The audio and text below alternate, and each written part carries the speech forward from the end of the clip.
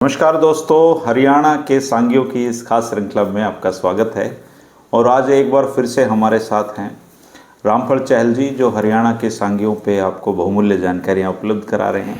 और आज इस सांगी के बारे में आपको बताएंगे। वो सांगी सांगियों के जनक भी कहे जाते हैं कि उन्होंने बहुत सारे सांगी उनकी लाइन पकड़कर आगे बढ़े, उनसे सीखा, और उनका नाम है पंडित दीपचंद जी। हरियाणा के सांग पुरोधा थे वो, और उन्होंने बहुत बड़े बड़े माइलस्टोन सांगों में खड़े किए। तो आइए जानते हैं रामफल चहल जी से पंडित दीपचंद जी के बारे में। राम राम रामफल जी, कैसे हो? राम राम जी, आपने भी और हमारे सभी दर्शकों को भी राम राम। एक शब्द आता है कि फला आदमी इस चीज़ का जनक है। पंडित दीपचंद के बारे में भी ये कहावत जगह जगह लिखी मिलती है, बताते भी लोग वो सांग के जनक थे, जबकि जनक नहीं कह सकते उनको। उसका कारण मैं बताऊंगा जी। पुरोधा तो थे वो। हाँ, मैं बताऊंगा क्या थे वो। कि किसी भी सांस्कृतिक, साहित्यिक, कृषि या सैन्य परंपरा का विकास कर्मिक होता है। धीरे धीरे पहले कुछ बनेगी, फिर वो धीरे धीरे कर्मिक विकास उसका हो जाता है। शुरुआत में किसी के रूप में होती है और बाद में फिर धीरे धीरे वो समय के अनुसार उसमें परिवर्तन होते रहते हैं। टेक्नोलॉजी के क्षेत्र के बारे में यही बात होती है कि कोई टेक्नोलॉजी आती है, बदलाव आते हैं जी, धीरे बदलाव उसमें आते सुधार हैं, होते रहते हैं। तो शुरू में जैसे जब गांव में लैंडलाइन पहुंचे टेलीफोन वाले, तो जो शहरों में रहते थे, कस्बों में हमारे जैसे लोग, घर वालों से बातें नहीं हो पाती थी, जाना ही पड़ता था, तो उनको फिर पड़ोसियों के नंबर दे दिए गए। तो गांव में मुझे याद है 4-5 ही टेलीफोन नंबर थे।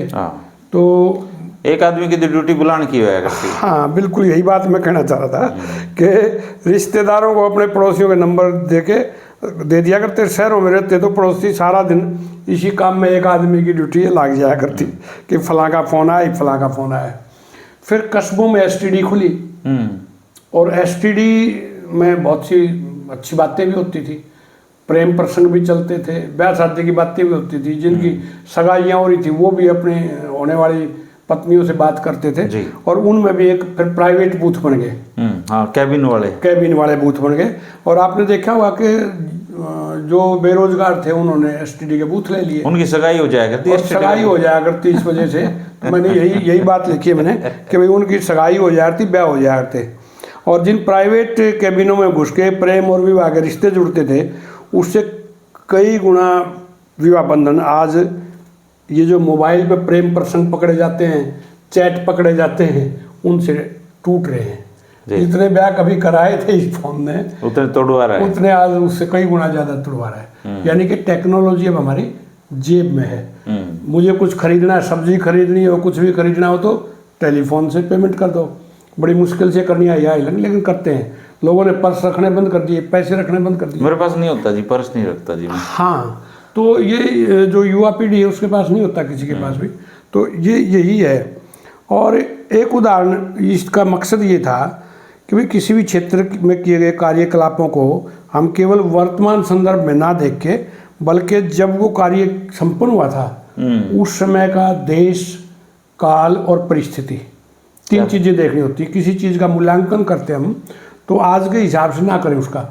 कहते वो यहाँ से मान लो मेरे गांव में जाना तो मुझे 4 घंटे लगते थे, आज मैं आधे घंटे में जाता हूँ। तो उस समय की जो परिस्थितियाँ थी, सड़क ठीक नहीं, बसें कितनी थी, ना स्कूटर थे, ना मोटरसाइकिल जाते थे, तो उस देश, काल और परिस्थिति, तीनों चीज़ों का अगर हम विश्लेषण करें तभी उसका न्याय संगत हम विवेचना कर पाते हैं।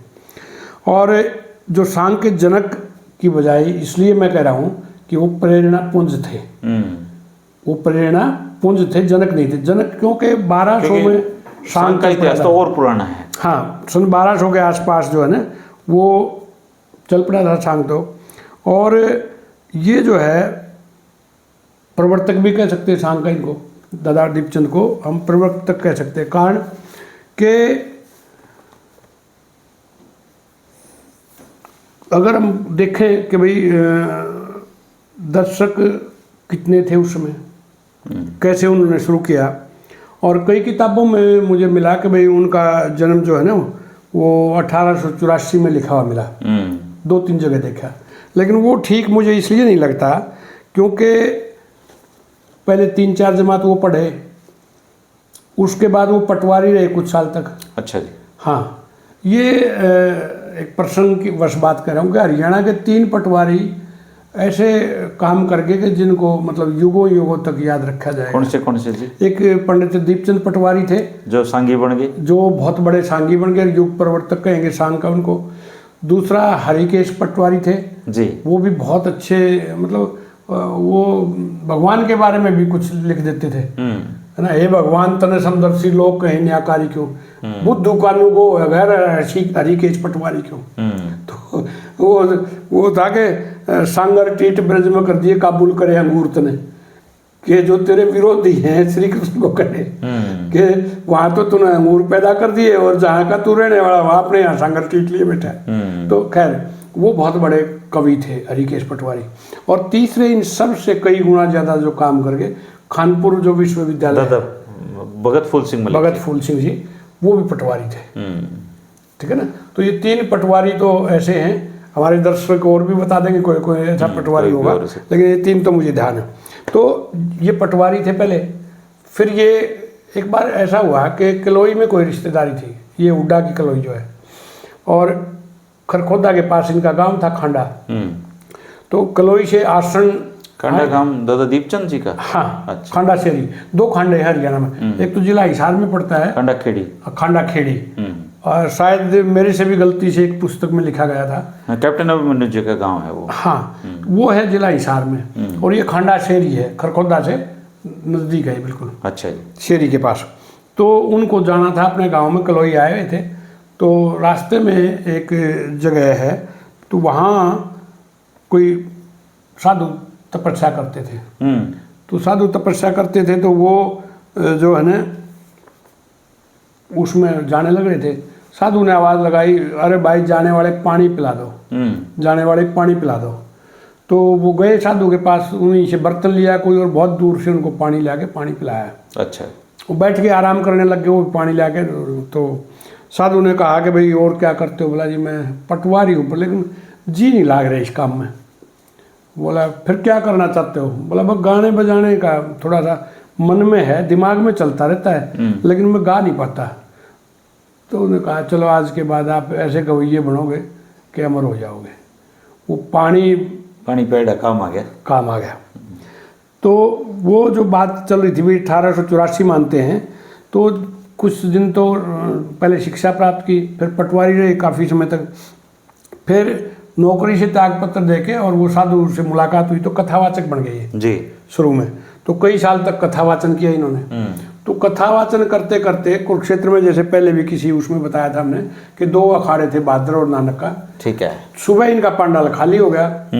तो जजमान को कहने लगे क्या होया? बोला जी सांग होते हैं यहाँ पूरा फागण के महीने में ब्रह्म मुहूर्त में, सारे लोग वहाँ चले गए। अगले दिन भी जब ऐसा ही हुआ था, अपनी पोथी को काख में दाब के और वहाँ से जाके सांग देखा। तो सांग वो कुरुक्षेत्र थानेसर वाले सांग तो और तरह के होते थे। वो तो बाकायदा पूरा मंच वंच बना के गलीचे तकिए और वो सारी चीज़ें, अमीर घरों के लोग उसमें सांगी होते थे और साजिंदों को पेमेंट करते थे कुछ। तो काफ़ी तगड़ा उनका मुकाबला होता था इसमें। तो ये जो 1870 से लेके और 1895 तक 25 साल तक सांग हुए और वहाँ लगभग 30-35 कथाएं, जैसे हमने पहले अहमद बख्श थानेसरी का जिक्र किया था, बालक राम वहीं के थे, नानक और भाद्र वहीं के थे, और कई बहुत अच्छे सांगी वहाँ के उस अखाड़ों के थे। हाँ, तो ये वहाँ पे जाके और फिर अपनी आगे इन्होंने वापस फिर कथावाचन छोड़ दिया। सांगी करे फिर। हाँ, सांगी करे। तो अगर अंदाज़ा लगाओ कि जो आदमी पटवारी की नौकरी भी कर ले, कथावाचक भी रह ले, तो कम से कम 25 से 30 साल का तो होगा उस समय। होंगे जी। तो इसका मतलब क्या हुआ कि इनका जन्म 1870-75 के आसपास में मिलेगा जी। ये कहीं से वैसे ही लिया गया है, मेरा अनुमान है, ये गलत भी हो सकता है, लेकिन उस हिसाब से, क्योंकि आगे भी जो प्रश्न आएंगे वो भी उसी हिसाब से आएंगे। तो इसका मतलब ये हुआ कि 1870-75 के आसपास उनका जन्म हुआ। हाँ, खांडा शेरी में। और उनको नया स्वरूप देने का श्रेय जाता है सांगों को, क्योंकि उससे पहले क्या होता था धर्मेंद्र जी कि या तो 2 मोटी बाई ले लेते बांस की, और मर्दाना जो कलाकार था वो 2 आदमी तगड़े तगड़े कंधों पर रख लेते थे ऐसे, और वो घोड़े में घुस के कागजों के घोड़े रखते थे। हमारे यहाँ ब्याह शादियों में भी होता था घोड़ा नाच। आजकल वो कच्ची घोड़ी डांस से, वो गुजरात का डांस हाँ वो करते हैं है। यहाँ से। कच्ची घोड़ी के अंदर घुस के हमारे यहाँ ब्याह शादियों में खूब हमने देखा बचपन में। अच्छा हाँ हमारे यहाँ था, डोसा भी था और वो कच्ची घोड़ी भी था। तो उस तरह के घोड़े में घुस के, और वो मतलब पब्लिक को अट्रैक्ट करने के लिए कि लोग देखें अभी ये कहाँ जा रहा है, वहीं पे चले जाए। तो उनके पीछे पीछे बच्चे हो लेते थे और एक मंडली जम जाती थी। या ऊंचे टेकड़े पे या परश की जो जे होती है, चौड़ी होती है काफ़ी, उसके ऊपर कर लेते, कोई भी ऊंची स्थान। अच्छा। इन्होंने क्या किया कि जो तख्त होते हैं, आमतौर पर आजकल भी चौपालों में तख्त होते हैं बड़े बड़े, वो 7x4 के और इतना एक साइज होता है, तो 4-5 तख्त बंधवा के ऐसे पाए और उसका मंच बना हुआ है। उसके ऊपर बाकायदा फिर मोटी दरी वरी जो भी साधन थे वो बिछवाए और ऊपर आसमाना तनवाया। चारों कोनों पे अच्छे मोटे बांस लगा के आसमाना तनवाते थे। और दूसरा ये था कि उससे पहले सांग में मशाल होती थी, है ना। तो मशालची का काम ये होता था कि जब वो कूदेगा, जब उसके साथ ही मशाल चलेगी। अच्छा। ताकि जो नर्तक है उसका मुंह दिखे। जब गायक गाएगा तो उसके मुंह के आगे मशाल वो इस हिसाब से रखेगा कि उसका चेहरा भी दिखता रहे, पब्लिक को दिखे। हाँ वो उस टाइम की फोकस लाइट थी। फोकस लाइट थी, जैसे आजकल जो है ना वो करते हैं, छोटी लाइट आ गई और वो अपना चलाते हैं। तो मशाल की जगह इन्होंने फिर गैस आते थे, हांडे बोलते थे, ब्याह शादियों में कई साल तक रहे। कई साल। एक उसके वो लगता था लट्टू सा, क्या बोलते थे? फिलामेंट। अगर मुझे ये ठीक से याद है, मनफुल से याद आता है, मतलब ऐसे कुछ कहते थे। फिलामेंट में और गैस जला देते थे, फिर वो बच जाता था, उसका चलता था वो। तो वो गैस का प्रबंध इन्होंने उस समय जहाँ भी उपलब्ध थे वो करवाया। और मतलब फिलामेंट पहले तेल से भी चले होंगे जी? हाँ तेल से ही चलता था वो, मिट्टी के तेल से ही चलता था वो। तो उसके बाद क्या हुआ कि साजन से पहले एक नगाड़े वाला ही रहता था, तो इन्होंने धीरे धीरे नगाड़े के साथ ढोलक लिया और सारंगी ली, तो इक्विपमेंट बढ़ा दिए और 4 साजिंदे कर दिए और इसी तरह से 3 या 4 नाच वाले कर दिए इन्होंने। तो ये इन्होंने, और क्या नाम, लाल अपने कंध और दामन नीचे काढ़ा और आंगी, ये जो जनाना बनते थे उनकी एक ड्रेस जो है ना वो निर्धारित कर दी, भाई ये ड्रेस पहनेंगे। उससे पहले तो धोती कुर्ते में ही वो जनाना बनते थे। तो वो जो है ना ये इस हिसाब से, और जैसे कलाकारों को धोती कुर्ता और जूती, और जनाने कलाकारों को ये घाघरी और आंगी, सिर पे कंध ओढ़ने की प्रथा चलाई। कंध मोटा कपड़ा होता था, ये जारजट वारजट तो बाद में आए हैं घूंघट करने के लिए। तो कंध मोटा कपड़ा होता था, उसी को रखते थे। अच्छा। तो वो कंध ओढ़ने की शुरुआत करवाई। और एक ताशा या वो जो होता था नगाड़ा, उसके साथ में नगाड़ा, ढोलक, सारंगी और ये साजों को शामिल किया। और जब ये बात हम कर रहे हैं कि भाई वो किलोई से आसन और होकर जाना था, तो वेद प्रकाश हुड्डा जी हैं, मेरे साथी रहे रेडियो में, उन्होंने बताया ये वाक्य कि भाई ये खीमचंद जो थे हरदेवा के पुत्र थे, बाजे भगत के शिष्य थे। तो इन्होंने ये बात बताई थी भाई दादा दीपचंद को ये ज्ञान जो है ना उस साधु ने ऐसे दिया। अच्छा। क्योंकि मैं कह दूं फिर कल को कहेंगे कहाँ से पता चला भाई इनको, रामफल चेहरे कौन होते बताने वाले। तो वेद हुड्डा जी ने कहा भाई खीमचंद जी तो हमारे पास भी बहुत आते थे, आकाशवाणी में कई इंटरव्यू किए। तो वो उसके बाद फिर जो है ना इन्होंने नौकरी छोड़ के और अपना ये काम जो है ना वो शुरू कर दिया। और पंडित छाजूराम थे, एक भजनोपदेशक थे बोलते हैं। तो उनको अपना गुरु धारण कर लिया। और पंडित छज्जू थे पंडित शंकरदास के शिष्य, जो जटोली मेरठ के पास है। अच्छा। उनका जैसे मैंने बताया था एक बार के बहुत जितने भी लगभग सांगी हैं वो परंपरा वहीं से चली है दादा शंकरदास से। तो वो जटोली के थे। उनकी जैसे बहुत प्रसिद्ध कई भजन हैं, धन जोबन और कायर नगर की कोई मत करो मरोड़, क्यों चाल ले तू आंगा बांगा, चिता बीच तने धर देंगे रंगा, और एक पूरे में दे देंगे पतंगा, देंगे सिर ने फोड़। तो वो इस तरह का बहुत मतलब अध्यात्मवाद बहुत था उनके उसमें। तो उनके शिष्य थे छज्जूराम, और छज्जूराम के शिष्य ये दीपचंद थे। और जो कृष्णलाल भाट की हम बात कर रहे थे एक बार के, सांग को नया स्वरूप उन्होंने दिया था, क्योंकि मुजरे से निकला हुआ था मूलतः सांग। मुजरा और रामलीला का तो जो आध्यात्मिक करते तो रामलीला स्टाइल में करते थे, और श्रृंगारिक करते तो मुजरा टाइप था। तो मुजरे से निकाल के आम जनमानस के लिए कृष्णलाल भाट ने इसको किया। फिर धीरे धीरे इसमें बिगाड़ आ गया। जैसे बीच में रागनी कंपटीशन में आया था, बहुत बिगाड़ आ गया था जी। अब फिर धीरे धीरे सुधार आ जाएगा कभी ना कभी। तो लगभग 170-80 साल के बाद फिर जो है ना ये पंडित दीपचंद इसको फिर दोबारा से आम समाज के लिए जो है ना वो करा। उनकी पंडित मांगेराम की रागनी है। 200 बरस बाद फिर सांगी दीपचंद आ गया, 3 नाचनिए 4 साजिंदे वो राखण लग गया, तकत बिछा साजिंदे बिठा आसमाना तणवा गया, और देश चमोले 3 बोल के काफिए गा गया। सरकार करे थी पूछ दीपचंद सांगी शाने की, जमुना घग्गर बीच धरती हरी समाने की। अच्छा, फौज में भर्ती होने के लिए दीपचंद जी हाँ प्रेरित करते थे। उस पर बात करेंगे, उस पर बात करेंगे। और एक दूसरी रागनी है, उसमें इनको 170 साल बाद बताया गया, वो इतना अंदाजा सही है। 170 साल बाद फिर दीपचंद हो गया, साजिंदे तो बिठा दिए, घोड़े का नाच बंद हो गया। वो जो घोड़ा तो वो बंद करा दिया, वो बंद हो गया। और नीचे काला दामन ऊपर लाल कंद हो गया, और चमोले न भूल गए न्यारा छंद हो गया, और 3 काफिए गाए या बनी रंगत हाल की। बहुत पुरानी कहानी सुनी या कमाल की। तो यह मतलब इन्होंने रागनी भी गाई, चमोला भी गाया, और एक चमोले का तो नाम ही दीपचंद चमोला है। एक जो चमोला की गायकी है, 14 तरह के चमोले बताए मुझे गायकों ने। अच्छा। तो एक चमोला जैसे रोत की है, थानेश्वरी है, पानीपति है, और हाथरसी है, कई चमोले। एक दीपचंद चमोला, एक दीपचंदी चमोला उसको कहते हैं। और फिर जैसे 3 इनके खास शिष्य हुए पंडित दीपचंद के, उसमें थे एक खिम्मा। ये बड़ा थोड़ा सा बता दूं, क्लियर कर दूं कि 2 खिम्मा हुए।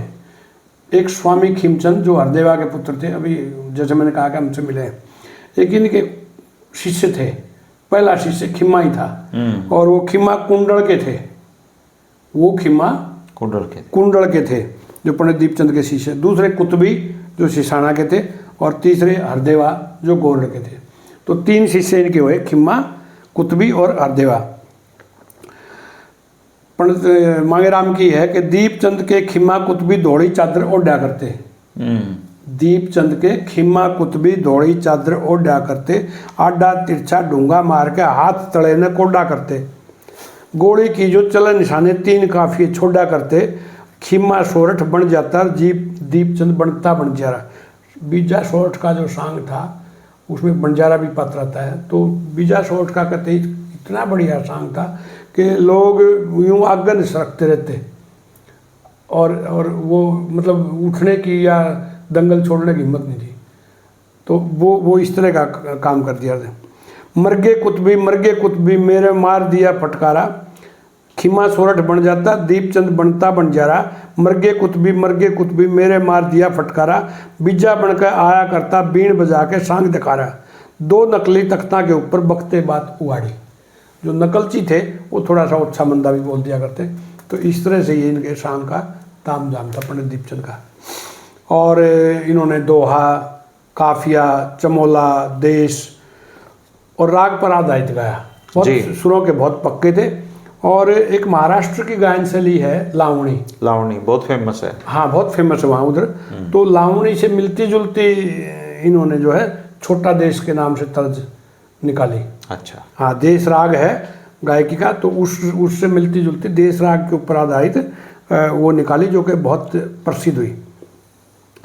एक दादालाई तर्ज है इनकी।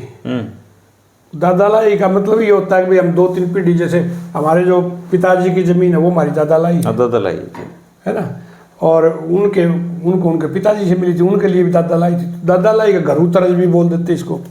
और वो इतनी मिठास भरी है, इतनी सुरीली है कि आम गायक उसको गा नहीं सकता जी। वो दादालाई जब है तो उसमें बिल्कुल रस्से से खींचते ही हूँ, है ना। तो कोशिश कर लेता हूँ थोड़ी सी गुनगुनाने की। हेरे जिनकी लगी सूरत बैराग में लगे ओम नाम सदा प्यारा। हाँ, लगे ओम नाम सदा प्यारा। दुरुभोग तो यानी उम्र में बनकी विपता तो नहीं डरा। ओम नाम घना प्यारा लग गया, माया तैसा मोह फिरा। एक चरण के ताने खड़ा, 12 जी का जाप करया। उनकी दे नहीं आई दाग में, आज दाग में, आज तक चमके धरु तारा, जिनकी लागी सूरत बैराग में लगे ओम नाम घन प्यारा। मैंने तो डंग लगा आपकी भी सूरत बैराग में लग रही है। ये गायकी उनकी ऐसी थी, ये इनकी घरू तर्ज ये उन्होंने बड़ा दिल से गाया है ये तो। हाँ, सुर में तो गा नहीं सकता, मैं दिल से ही गा सकता हूँ।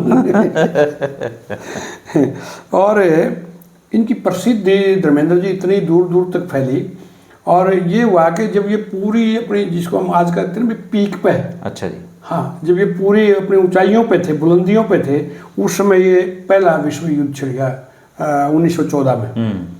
तो अंग्रेजों को जवानों की जरूरत थी। और हमारे यहाँ देखिए, मैंने वही बात फिर कहता हूँ मैं कि देश काल और परिस्थिति। एक कवि ने इनको ये भी कहा कि भाई देश के प्रति गद्दारी की पंडित दीपचंद ने भर्ती करवा के। पर उस टाइम रोटी महत्वपूर्ण थी, रोटी चाहिए थी। नहीं, उस समय ये था कि अगर अंग्रेज हार जाते, दोनों टाइम में, दोनों विश्व युद्ध में ये था कि अगर अंग्रेज हार जाते हैं तो हमें तो आज़ादी नहीं मिल रही, वो हिटलर और उनके गुलाम हो जाएंगे। एक बात ये होती है ना भाई, आप किसी उसमें सोच के देखो कि कोई हमारे ऊपर अत्याचार हो रहा है और उससे छुटकारा पाना हमने, लेकिन दूसरा अगर जीतता है तो वो उससे भी ज़्यादा अत्याचारी है। ये था, ये एक कॉन्सेप्ट था कि देश काल और परिस्थिति, कि उस समय परिस्थितियाँ भी ऐसी थी और भुखमरी भी थी यहाँ, कोई शक नहीं। लगातार लंबे लंबे अकाल भी पड़ते थे, पानी के साधन नहीं थे, बिजली नहीं थी, सड़कें नहीं थी। सोच के देखो न, तो लोगों को एक जीवन यापन, 2 पैसे फौज में भर्ती हो, 2 पैसे घर आएंगे। हाँ, तो इन्होंने फिर उनके लिए, अंग्रेजों के लिए, वो अपने भर्ती होने का अभियान जब चलाया, तो इनको आजकल जैसे ब्रांड एम्बेसडर बोलते हैं। ये भर्तियों के ब्रांड एम्बेसडर थे। हम ब्रांड एम्बेसडर थे, क्योंकि उनको भी वही सुविधाएं दी जाती थी कि कुर्सी नशीन होना। अंग्रेजों के सामने हमारे जो काले लोग थे उनको बैठना अलाउड नहीं था। तो कुर्सी नशीन एक पहली पदवी होती थी कि वो अंग्रेज के सामने उसको बताया करते, नंबरदार जी कुर्सी नशीन है। अच्छा। तो उसको कहते बैठिए। अच्छा। हाँ, बैठना अलाउड नहीं था। हमारे जितने भी राजा, स्पेशल पावर थी किसी ने कुर्सी नसी की। हाँ, उसको एक सम्मान था। अच्छा। कुर्सी नसी के बाद फिर सफ़ेद पोश होते थे। सफ़ेद पोश को कई हकूक थे, काट मरवाना, क्योंकि माल देना, जो रेवेन्यू था, माल था, वो इतना ज़्यादा भी था और आमदनी नहीं थी, तो बहुत परेशान करते थे लोगों को। जो वो जो सफ़ेद पोश थे, जेल होती थी, उनके जेलदार होते थे फिर उससे बड़े, उनको और ज़्यादा पावर थी। 6 महीने की कैद कर दिया थे। यानी कि कांटे से कांटा निकालना। आपको एक छोटा कांटा लग गया, बड़ी सूल लो की करके उससे निकाल के दोनों को फेंक दो। वो अंग्रेजों का काम था कि उन्हीं में से पदाधिकारी बना दिए। हाँ। तो वो अपने आप को अलग समझने लग गए। सफ़ेद पोश, जेलदार, कुर्सी नशीन, है ना। और उसी में एक पद ये राय साहब का भी था, ठीक है ना। तो इनको राय साहब जो है ना, वो पदवी दी गई, तो उससे फिर ये सम्मानित व्यक्ति उस हिसाब से हो गए। और इन्होंने जो गीत गाए, बड़े सरल से अपनी भाषा में गीत गाए। और जब कोई बड़ा आदमी कहता है, जैसे कोई मिला आपको इनकी कोई रचना भर्तियों के संबंध में? हाँ, अच्छा।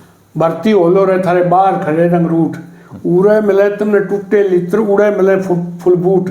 भर्ती होलो रे थारे बार खड़े रंग रूट, उड़े मिले तुमने सूखे टिकड़, उड़े मिले बिस्कुट। भर्ती होलो रे थारे बार खड़े रंग रूट। ये इसकी रचनाएं हैं। और इनके जो प्रसिद्ध सांग थे, जैसे बीजा सोठ है, राजा भोज है, शरण दे, नल दमयंती, गोपीचंद, हरिश्चंद्र और उत्तानपाद, ये इनके सांग थे। जानी चोर भी इनका एक सांग था। और सांग गोपीचंद में रानी पाटमदे को जब सपना आता है कि भाई गोपीचंद को साधु के भेष में देखती है, तो वो अपने उनको बताती है, राजा गोपीचंद को, कि भाई मुझे ऐसे ऐसे सपना आया। तो इनकी जो उस समय की कविता है, पहली सी बात रही ना कलयुग का सपना झूठा है। दमयंती ने, फिर वो जवाब देती है कि दमयंती ने आया सपना जनू मारा धन जुए में लुट्या है। राजा नल जुआ हार गए थे। दमयंती ने आया सपना जनू मारा धन जुए में लुट्या है। उत्तरते चले गए दक्षिण, उत्तरते हम उत्तर में है, लंका हमारी दक्षिण में है, भारत के दक्षिण में है लंका। जी। उत्तर से चले गए दक्षिण, जिन्हों सब दाने कर दिए बख्शण, मंदोदरी ने दिखे लखण, जिन्हों हमारा साजा लंका ते टूटा है, जिन्हों हमारा साजा लंका ते उठा है। जब अर्जुन का सुत आया, अभिमन्यु जब अर्जुन का सुत आया, महाभारत में युद्ध मचाया, उत्तरा ने सुपना आया, जिन्हों किला चकाव्यूह का टूटा है, चक्रव्यूह को चकाव्यूह का है। उत्तरा ने सुपना आया, जिन्हों किला चकाव्यूह का टूटा है। पदियो दीपचंद ने गाया, नर भक्ति बिन सुनी काया, जिस दिन तक कलयुग आया, नेम धर्म जब तक छुट्या है, नेम धर्म जब तक छुट्या है। तो इस तरह की बहुत अच्छी इनकी रचनाएं जो है ना वो मिलती हैं। जैसे मैंने पहले कहा था कि इकहरी रागनी गाई इन्होंने, तो वो गाते थे ऐसे, एक लाइन की जो थी, टुकसा नीर पिला दे रहे और गाल दिए मेरे बंटे में, अरे तू भले घरा की दिखे तने जन्म लिया टोटे में। इतनी है ये, टुकसा नीर पिला दे रहे दिए गाल मेरे लोटे में, तू भले घरा की दिखे तने जन्म लिया टोटे में, तू मेरी साथ हो ले रहे दामन मंडवा दूं घोटे में। यही सबसे बड़ी ऑफर थी। आज की तरह ये तो थी फलानी गाड़ी दिवा देंगे कि तुम मेरी साथ हो ले रहे दामन मंडवा दूं घोटे में, टुकसा नीर पिला दे रहे दिए गाल मेरे लोटे में। और अश्लीलता और श्रृंगारिकता, घोर श्रृंगारिकता से बिल्कुल ये बहिष्कार किया। और इसके साथ जैसे भक्ति रस, वीर रस, सामाजिक परिवेश, इसके ऊपर आधारित सांगों की रचना की। और जैसे मैंने कहा कि भाई राय साहब की इनको पदवी दी गई, तो ये इतने बड़े सांगी हुए कि सांग में जो आज हमने जब देखा है, ये जो आमूल चूल परिवर्तन है, ये पंडित दीपचंद की देन है। ऐसे सांग प्रवर्तक इनको कह सकते हैं। हाँ, सांग पुरोधा इनको कह, सांग पुरोधा कह सकते हैं, और प्रेरणा पुंज सांग कह सकते हैं। हाँ, तो इस तरह से पंडित दीपचंद की आगे जो फिर प्रणाली चली, पर योगदान बहुत बड़ा है जी इनका, बहुत बड़ा योगदान है। क्योंकि एक तो देखिए ना कि मुजरा पर फिर आ गया था सांग जी, कृष्णलाल भाट इसको निकाल के लाए थे, सामाजिक वो किया, तो वो उधर यमुनानगर की तरफ के थे, तो उधर तो थोड़ा ठीक हो गया, लेकिन इस साइड में फिर भी यही रहा। चलो किसी दिन कृष्णलाल भाट जी के बारे में भी बताना। हाँ, थोड़ा कम मिलता है, कम मिलता है, लोगे आप कोशिश करोगे, ज़्यादा नहीं मिलता। कई बार ना कुछ गलतियाँ ऐसी हो जाती हैं जो ऐतिहासिक होती हैं।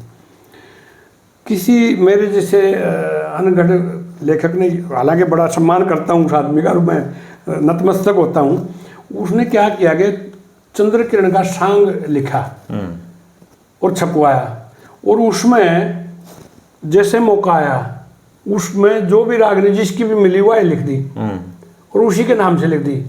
तो उसमें बहुत से ऐसे दुलीचंद बंजारा की बहुत रागनियाँ उसमें। दुलीचंद बंजारा पंडित लक्ष्मी चंद के गुरु भाई थे। अच्छा जी।